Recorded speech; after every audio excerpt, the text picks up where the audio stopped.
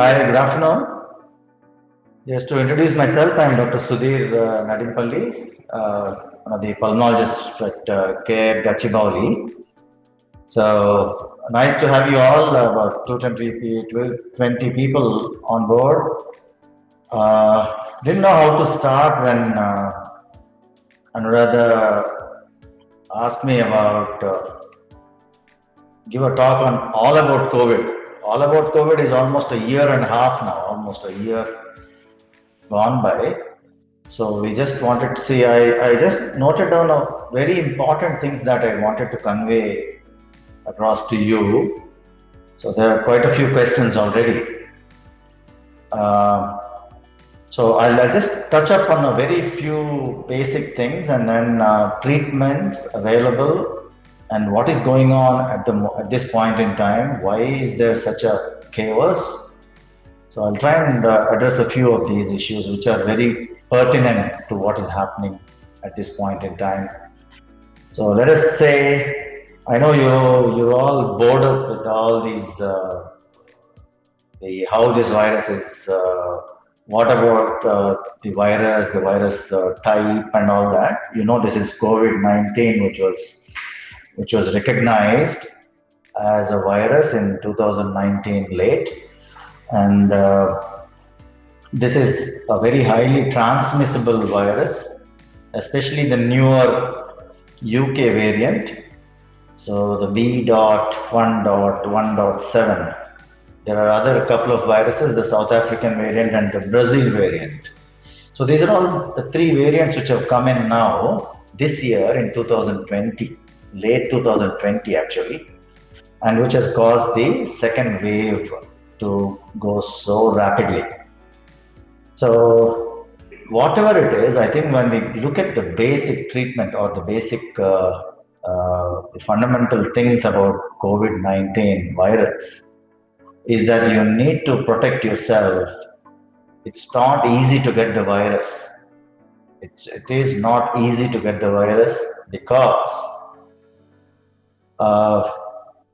it's not really that airborne thing that they're talking about now. It's not you pass by someone who has got the disease, you will not get it unless there is a very good droplet infection which that person has given out in the form of a cough, a sneeze, or he has touched you and the fomites or something, then only then you will get this.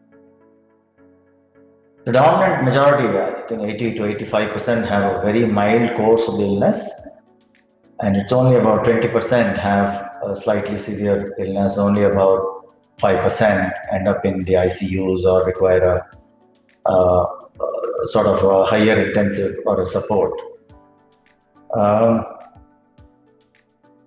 The droplet infection, when it comes to how protected we are, all you need to do is just wear a mask so that you directly don't get into contact with someone who coughs at you, who sneezes at you. That is the idea. So whenever this virus touches the mucous membranes, so the mucous membranes of the eyes, the mouth, the nose, so then the virus goes in, attaches to these receptors called ACE receptors, which are all through the nose and the lungs. So the COVID virus has a protein, a spike on it, like a crown on it, where it goes and attaches to that ACE receptor. So when the virus goes and attaches to this, the spread happens. So it releases the genetic material into the body, and then that genetic material goes into the cells, causes a reaction, releases chemicals, which sometimes you can fight out with your own immunity, and some may not be able to do that. So they might need help. So the common symptoms that we come across is a runny nose, sore throat, stuffy nose, headaches, myalgias or body aches, fever, sometimes very high grade, 102s, 104s, and a cough, a predominantly dry cough, and sometimes breathlessness to start with. Now, most of you must have realized that initially when you have a viral infection in this particular viral infection, you have these symptoms for a day or two, only to just give you a break for a few days and then come back even worse. So this is how it happens. So this is called the viremic phase, or when the virus is there, it gives you this initial fever, the body aches and all that, goes away, and then comes back in the inflammatory phase, which usually starts after the 5th to 7th day or 8th day. So we should not neglect that first illness, first day of the symptoms that you had this. So even if it was something like a very tired feeling, something not right, you had a chill or a fever, which was only lasting for a day. But you have to be extra vigilant, because during this COVID season, there can be nothing else but COVID. So you don't think of typhoid, you don't think of malaria, or you don't think of dengue when there is such a pandemic going on, and you have to take even that particular one day illness very seriously. So you will have to be extra vigilant, get your tests done. The test being the nasopharyngeal swab, the swab test which you're all aware of. The one funny thing about this swab test, the RT-PCR, sometimes they don't pick it up. Most of these, the negative tests that you're seeing is not because of the variants, it's because the test itself is not done properly. So that is the reason the RT-PCR comes negative, but you still have the symptoms. And see, when you have a clinical picture or symptoms correlating, and you have everything else correlating with COVID, and you have someone who could have infected you, we do ask for a CT scan, and then we do treat as if it is COVID. Now, initial treatments. So there's a lot of this confusion about what to take, how to prevent, and all this. There is nothing like a prevention of COVID. All you need to do is just wear a mask and cover your nose and mouth properly, and probably some goggles if you're going into a high-risk area like a hospital, or some face shield, which actually prevents you from getting these airborne or droplet infections. So that is the only protection.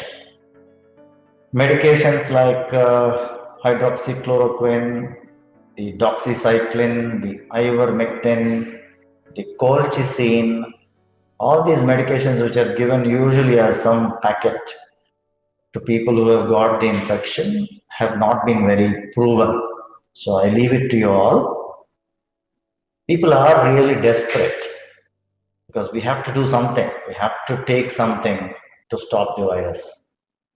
Even the remdesivir, the injection remdesivir, which is very much talked about now, does not prevent a significant or the virus infection going on.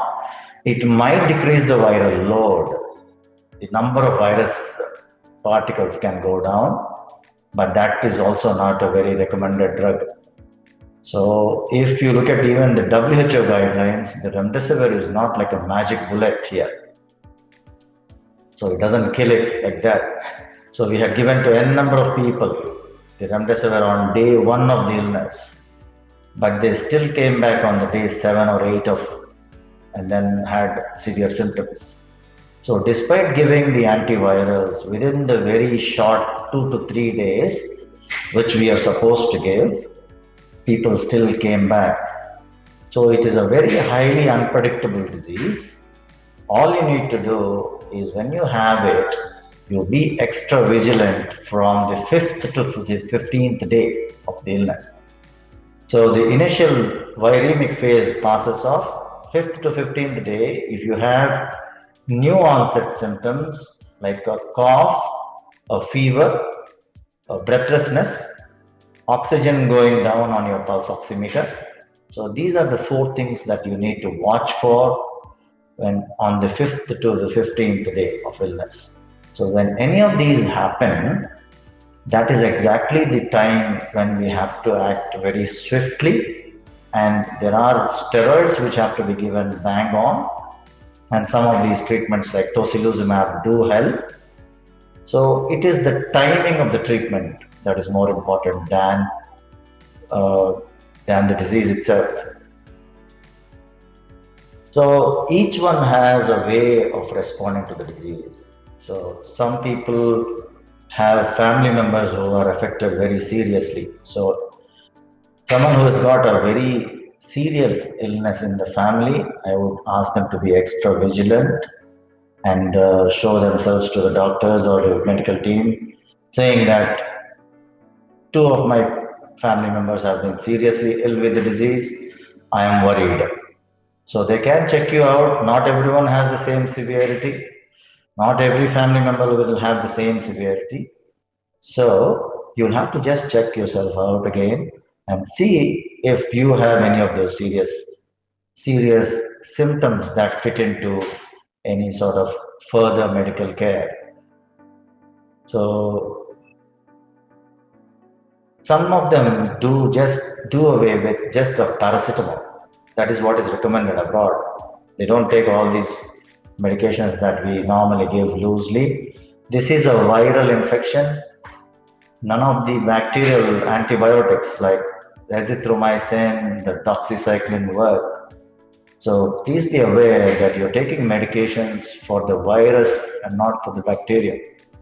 So it's become a habit for people to take these medications which are really not working. I think it is just the immune system of the person that protects them. The other thing that I wanted to point out is whenever you get these blood tests done or the CT scans done, CT scans do not show up the disease until it is about the fifth or the sixth day of the illness. So please do not do CT scans on day one because you may not find anything. So wait for a few days until you have another set of symptoms after 5 days, and please repeat repeat a CT scan or do a CT scan on that particular day.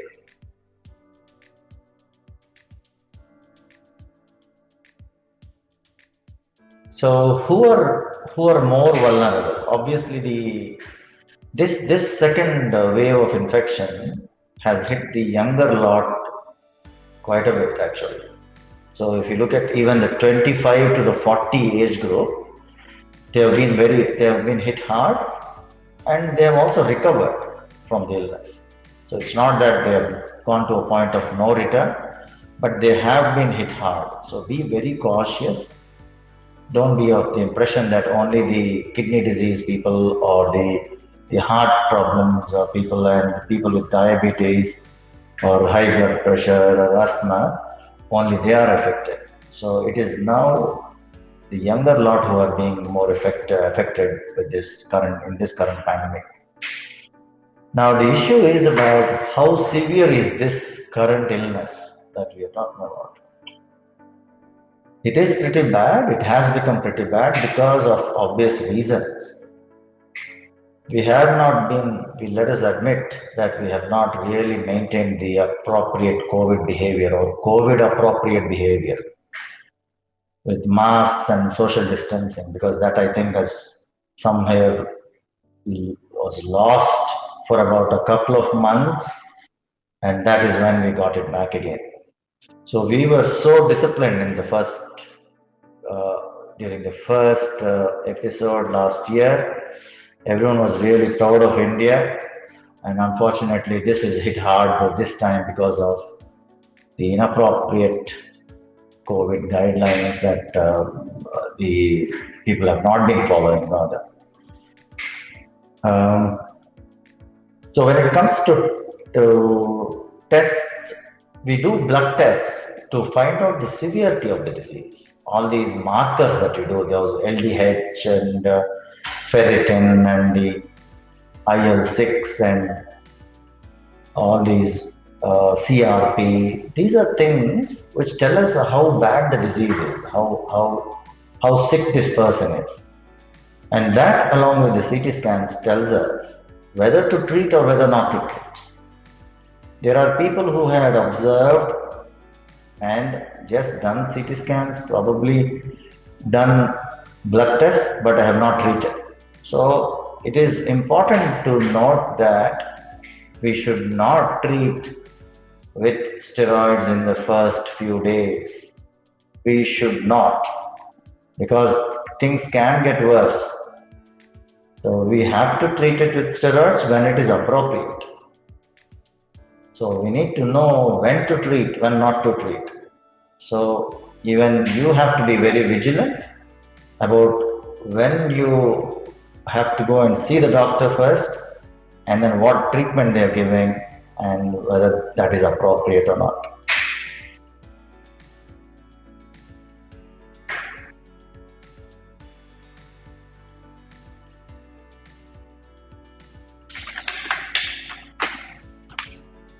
So when it comes to testing of the virus, there have been these mutant viruses or mutants which have come up, but the tests usually pick up more than one gene. So you must have noticed that when they report, they have actually they test about 3 to 4 genes. So there's a very less chance that they can be missed. Even if they are missed from all those 4 genetic mutations or the genes that they are looking for in the PCR test, you might have to do further tests like a CT scan to make sure everything is okay. Now, we do not have this facility of monoclonal antibodies and all that. Now there is this interferon alpha which is coming into the market. We're not able to get a hands on that because of the demand. That is a promising drug which has actually proven to decrease the viral load. These are all given in the first 24, 48 hours only. They don't work after that. So do not think that after 10 days of treatment, your interferon alpha, which has been doing rounds on your TV and your media, that this is a wonder drug. It only works in the very initial phase or the viremic phase or the first 24 to 48 hours. And even the plasma that some people keep talking about. So plasma donation, let me also point out that it is very useful in the first 48 to 72 hours, no more than that. So that plasma should be very highly rich in antibodies. So only then will it be useful. So home isolation, we should do it for 10 days after the first symptom. That is the least that you have to do. So 10 days from the onset of the first symptom. So as I mentioned, there are only a few drugs, and it all depends on how you monitor these patients, how you monitor them. And when it comes to vaccine, I keep listening to or getting calls from people asking which vaccine is good and whether to take a vaccine in the first place or not. I only tell people 2 things. What do you believe in? You believe in allopathy, or you believe in naturopathy? So if you believe in allopathy, you take the vaccine. If you believe in naturopathy, you get the COVID disease. That's what I tell them. So I think which is better of the 2, getting the disease or getting the side effect, which is even very rare, from the vaccine. Now this side effect of the vaccine is a much talked about thing, but unfortunately it happens only 1 in 1 lakh, which is negligible if you look at the way the COVID can have devastating effects on the body. So comparing to the effect of the COVID disease, your complications of the virus is negligible. Now, who should not take the vaccine? Everyone should take the vaccine except people who have had anaphylaxis, which have had severe reactions to some of the component of the vaccines, like polyethylene glycol, which is one of the stabilizer of the vaccine. So if you have had vaccine in the past and you have a reaction to that, only then would you not take it. So all the rest, If you have asthma, if you have airway disease, you're a smoker, you have a lung problem, chronic lung problem, everyone should take it. Now, which one to take? Now, we have two options. We have the Covishield, which is produced in bulk by the Serum Institute, and the Covaxin, which is like a Bharat Biotech, which is another company. Now, we do not have much data, but please get whatever you have, because getting one particular over the other, I think becoming choosy in these kind of situations, I think it's going to be difficult, because you may not get the second vaccine because of the number of people that are going to be vaccinated from the 1st of May. Now, when it comes to the efficacy of both of these vaccines that are available in India at the moment, Covaxin has a better side effect profile, is what I've heard. The reason being, the Covishield is a vector vaccine, which is not a very well studied vaccine. Usually, vaccine production takes about 5 to 7 years before a vaccine is given a go ahead and in the market. So it takes about 5 to 7 years for a vaccine to come out. So this is an emergency. So we can't wait for 5 to 7 years. So that's the reason they gave an emergency authorization to all the vaccines that have been produced, about 50 to 80 or probably about 100 now. Different companies are coming up with these vaccines. The Covaxin apparently has about 85% protection. The Covishield has about 70 to 75% protection. The antibodies from after Covaxin have been slightly higher as far as I have heard, but we do not know, we don't have the data. So it's only a hearsay. Now, why people are preferring one over the other is because Covaxin, the technology that has been used, has been a time-tested one. So it's been used for the polio way back. So the polio vaccine, it's a dead vaccine, dead virus. It's a killed vaccine, killed virus vaccine. So it only has the protein. But on the other hand, the other vaccine, the Covishield,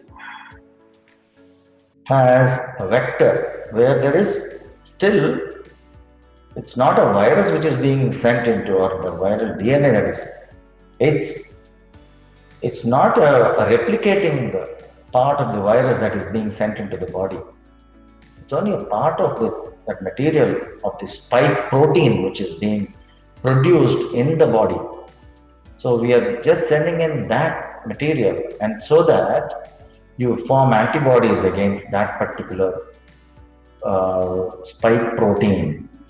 So when you have antibodies against this virus, the spike protein of the virus, they go and stay on the ACE receptors. So in that receptors, if these antibodies go and stay there is no chance for the virus to go and occupy those receptors, that ACE. So I think that's about what vaccines are, and just a brief about what the virus is. And if there is, you have not got the Pfizer vaccine, which apparently is about 95% effective. The Moderna vaccine is also 95% effective. But the climatic conditions in our country, we'll have to maintain it around -70, which is going to be tough in this plus 45 degrees centigrade at this point in time, which is going to get even worse. So that's the biggest disadvantage. So I think in the next few months to come, I think we'll have more of these vaccines coming in, because all of the countries have vaccinated their people. Only we are left behind, and hopefully they come in before everyone gets infected. That's what we hope, at least.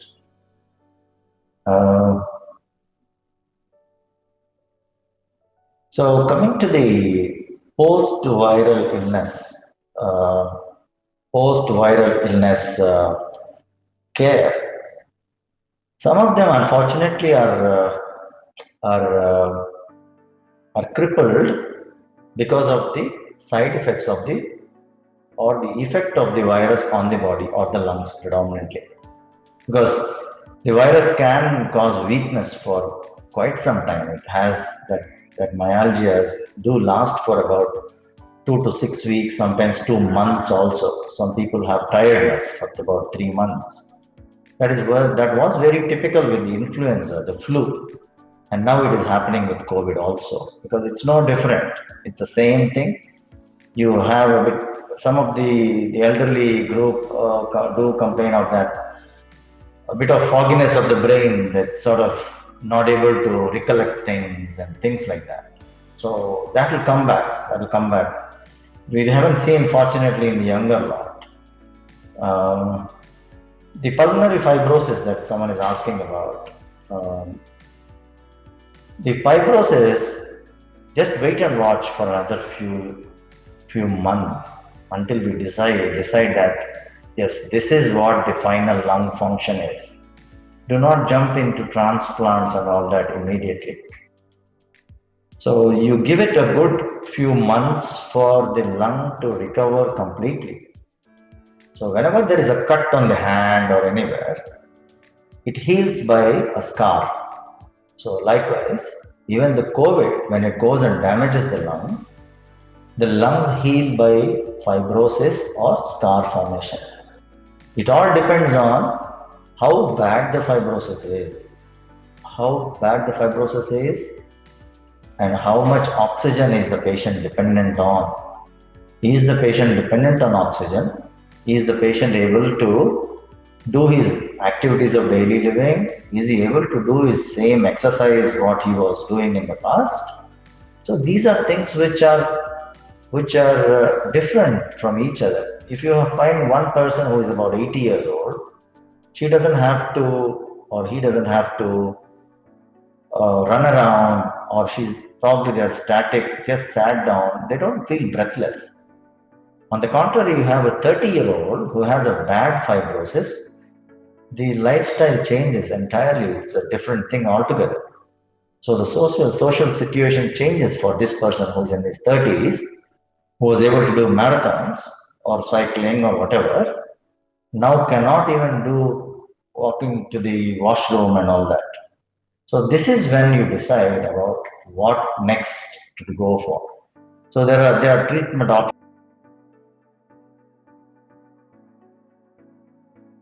So if there are any more questions, I'll take now, please.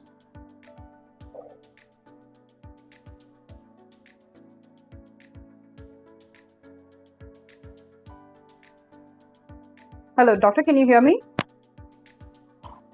So there were a couple of questions which were shared to us here on my mail. Can you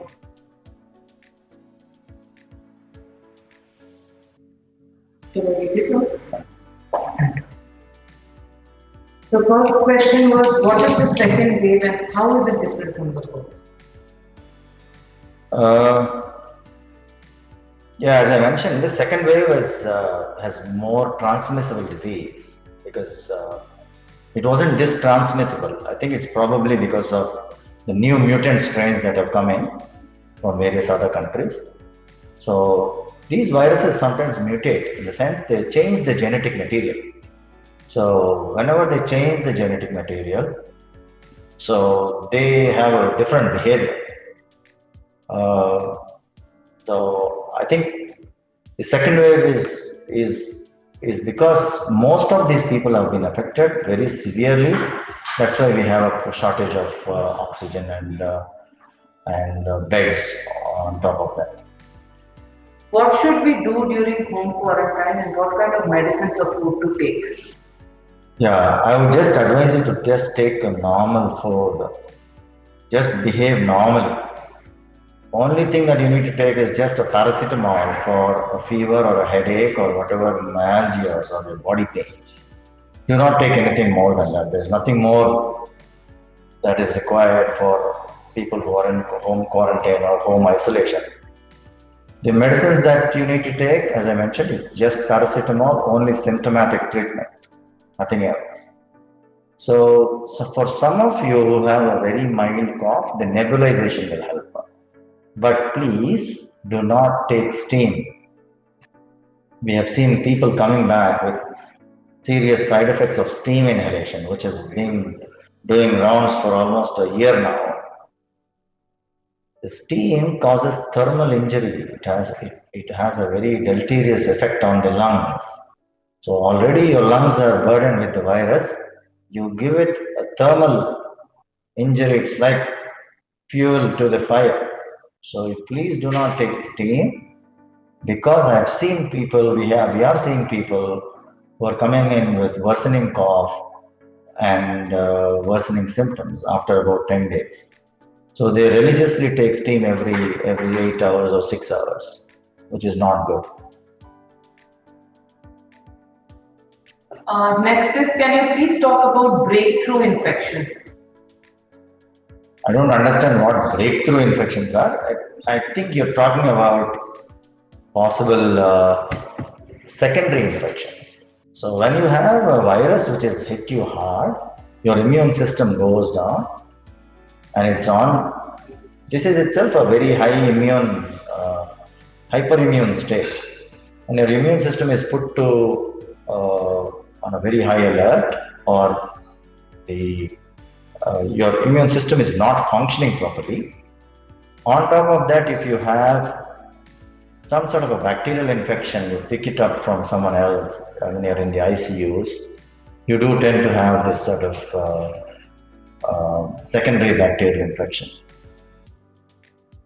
Next is, what to do when in a single family, 3 positive and 3 negative in RT-PCR and they do not have any symptoms? So when there are 3 people who are positive and who do not have symptoms, just isolate them, that's all. And the 3 negatives have to be vigilant about symptoms. So there is 2 things. If you're positive, you isolate. If you're negative, you quarantine. So that's the 2 different words that you have to use. Quarantine is nothing but you have not got the infection, but you were exposed. Watch out for symptoms. So 3 positive people who have been positive, you may or may not have symptoms. You may still carry the virus. You still carry the virus, so you have to isolate yourself. 3 of them can be in the same room. It's not necessary that each one should be having a separate room. You have the same virus, so you please stay in the same room. Next is, now we are hearing that COVID has gone airborne. How does it really matter and how to tackle that? COVID, it is through droplets that you get the infection. So it is an airborne infection, it's not a waterborne infection. It's not that someone who just talks to you from a distance is going to give you COVID. No. That doesn't happen. So the airborne is nothing but air is the medium of transfer. That is what it means. It is not new that COVID is airborne. It is always the distance that you maintain here. When someone talks to you, you don't get it. Or someone runs by your side and then you are running across, going against. You won't get it. So it's not just that easy to get COVID. Should we buy oximeter, thermometer, surgical masks, washable cloth masks, gloves, etc.? No need to buy an oximeter unless you really have symptoms of COVID. I don't think you should really drain the resources which are already drained. Oximeters, the oxygen concentrators are valuable resources which you can probably just avoid. Don't pile them up or keep them as a standby just in case you might need at some point. Please do not do that. Now we do have a crunch for the remdesivir and injections like this which are life-saving. So please do not have that idea of keeping a store of these just in case you may have one of your relatives. might require it or something like that. My mom-in-law is 63 years old and she has pulmonary fibrosis of lungs. We are confused whether to give her vaccine or not. Please suggest. She can take the vaccine. Your mother-in-law has only pulmonary fibrosis of whatever nature, whether it be IPF, whether it is a non-IPF pulmonary fibrosis. She can take the vaccine and she should be taking the vaccine. What are the symptoms? When should one get themselves tested? So the symptoms, as I mentioned, cold, body aches, headache, severe body pains, cough, breathlessness, generalized weakness, loose stools, loose motions, loss of smell and loss of taste. So these are the usual common symptoms that we come across. So if any one of you has these and then you feel that you're unwell for any reason, don't brush it aside as being just one of those days where you're tired or something like that. So the disease will tell you that there is something wrong with you. Please go and get tested. Can you take more than one vaccine? It's not been proven. They're right now doing that. If you don't get one vaccine, you're not able to get the second one. Can you take the other one? We do not have data to say that because they have two different mechanisms. The antibody production is the final goal to protect against the virus, but they have two different pathways of doing it. So we still have to wait and watch. We may probably by the end of April, May, we might get a bit more data on this switching vaccines. If you have taken Covaxin, you can take Covishield or the vice versa. But we are not sure at this point in time. If not steam, then what do you prefer, sir? Please do not take anything. No steam. Definitely not steam. Okay, what about multivitamins? Not much role actually. The so-called zinc and all that, they are very big irritants of the stomach. You've seen people coming with side effects of even these very commonly used doxycycline, azithromycin, they're very big irritants of the stomach. Even the Zincovit, which causes a very significant irritation of the stomach and vomiting. So please try to avoid them. They are really not going to help you. We have seen people taking tons and tons of them till now, but still have got the disease.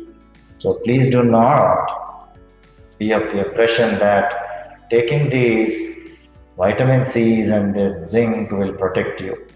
I'm sure you all know, you have seen people who have taken religiously, daily, vitamin C and zinc for a very long time, but still have ended up in getting the virus. So please do not just have this hearsay thing and then go ahead with whatever comes up on your WhatsApp or your media, which has no evidence. You're wasting your resources, you're wasting your time, and please do not do that because it's your tummy after all. You don't want to just take anything and everything. It is still something coming from outside. You just wait for the body to fight it out. And most of you will fight it out. It's only that very few people, about 20%, who may need our manipulation. So please do not meddle with your body. It is actually doing its job, and do not take unnecessary medications or the supplements, or even your dry fruits, and people take whatnot, high protein, everyday mutton and things like that.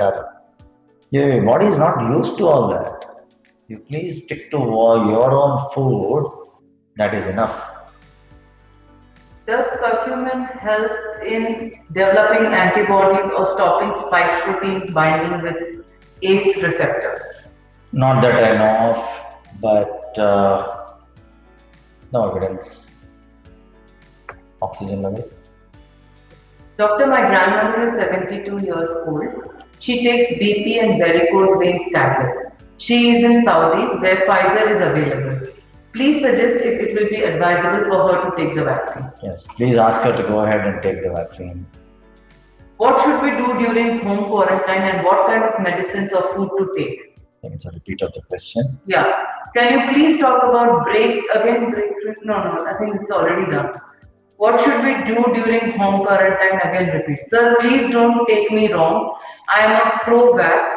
Please, why did the Brazil drug regulation rejected Covaxin? They say that the deactivation of virus which follows certain protocols were not followed by Bharat Biotech. What would be your comment about this? So I'm not sure about what the Brazil government thought, but I think we should just stick to whatever is available here and then just take it, because it has been proven that it's a killed vaccine, it's a killed virus vaccine. So there is no harm in taking it. So we are not sure about the technicalities of why the Brazilian government has not authorized the Covaxin, but let us not go into all that. I'm not sure about those details, but I think we should just go ahead and take it. Is there any guarantee that if we take any vaccine that we don't get affected by COVID or will be safe from it even if we get affected by it? We take a vaccine. We don't get affected. There is no guarantee, because if you look at the efficiency of what each and every vaccine says is 95% efficiency. It is efficient, or it prevents even the newer strains, is the data of the company. So you have to wait and watch. If about 60 to 70% of the people are vaccinated, there's no such thing as a pandemic. It will come to an epidemic proportions. So the herd immunity builds up. So that's the reason for the vaccination. But so having said that, now we go back to the question again. There's no guarantee that you will not get it. I have seen people who have got the vaccine and then developed the virus, the infection in 10 days, because there was a lot of rush while they were taking the vaccine. They have not maintained that social distance. And I want to point out at this time that there is something called a vaccine-induced hyperimmune response, which you will have to be aware of.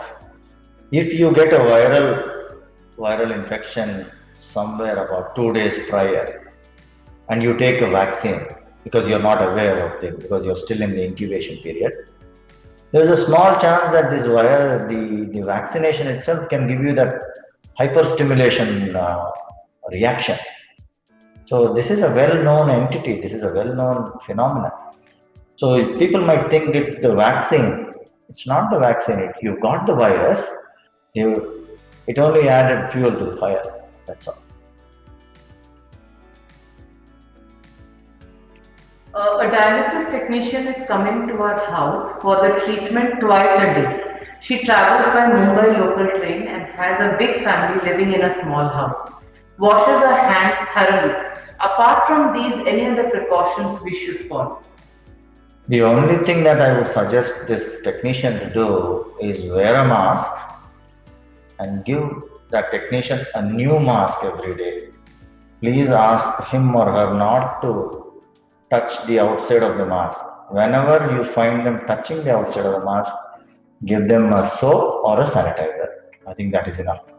And please make sure that he doesn't cough or sneeze and he is not ill or down with a fever, or anyone else with a fever. I don't think we can really prevent all this, because getting a technician home at this point is quite a big thing. But if you can take precautions of this type, ask them to wear a mask, a double mask, preferably a mask which you can give whenever the technician walks in. Ask them to safely wash the hands. Washing hands is the most important thing, not the sanitizers. It just dies, the virus just dies, that's all. My mother, age 67, kidney patient since around 10 years, is on dialysis since past around 1 year.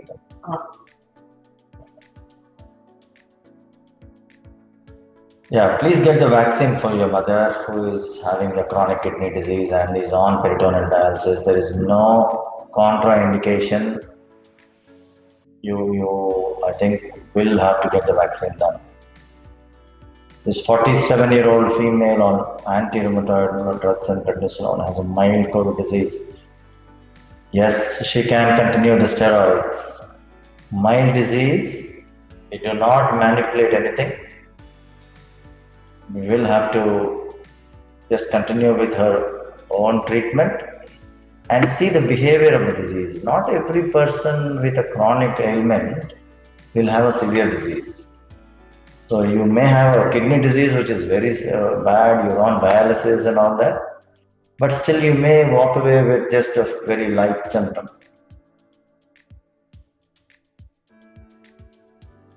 Any special? So no special instructions for type 1 diabetes. Please take the vaccine. Any side effects to be avoided? The only one thing which I would always say is I recently had my in-laws and my other three family friends come over for a vaccine at our hospital. So I had to really be very cautious about bringing them in, maintaining that distance, taking them one at a time and bringing them out, asking them to wear the mask and safe distance, sanitizer and back home. So I had to do this personally because they were my family. I'm sure you would also want to do the same. And please make sure that you are distancing yourself. There is no rush. You can get the vaccine after 10 minutes. You just have to wait for your time. And please make sure you don't go into crowded places which are giving you vaccination. That is one sincere advice I would give you. Currently, there's a delay between a person being tested and the result coming out positive. There is no treatment in those 2 days. There is no such treatment as an immediate treatment for COVID. Let me again remind you that most of this COVID disease has no treatment. Has no treatment. If you're lucky, you will get away with it. Even if you're not lucky, there are treatments which will decrease their viral load, like remdesivir and things like the alpha interferon, which is coming up, and the monoclonal antibodies, which are not available in India. But if you're unlucky, so there is no such thing as a preventive drug here. There is no such thing as an ivermectin which will prevent. WHO does not give in its guidelines ivermectin and your doxycycline and your azithromycin. So I haven't given to my own cousin who recently had a COVID illness and nothing except some paracetamol. So why would I suggest all this? Go ahead. Fever, cough, he has read himself completely. Next day, out of process. And fever the first day, and it's the 12th day already. He's left with cough now, still isolated. So the cough on the 12th day is what I'm trying to say. There may be an airway disease. Some of these people, just ask your uncle if he has taken steam and all that, which might have irritated the airways. So you can take some nebulization for that cough that is persisting on the 12th day. He only had a fever for 1 day. I'm pretty sure you must have done all your CT scans and all that. If the CT scan was normal and your 12th day cough is going on and it is probably going on, you may want some nebulizations for that. It is probably going on. You may want some nebulizations for that.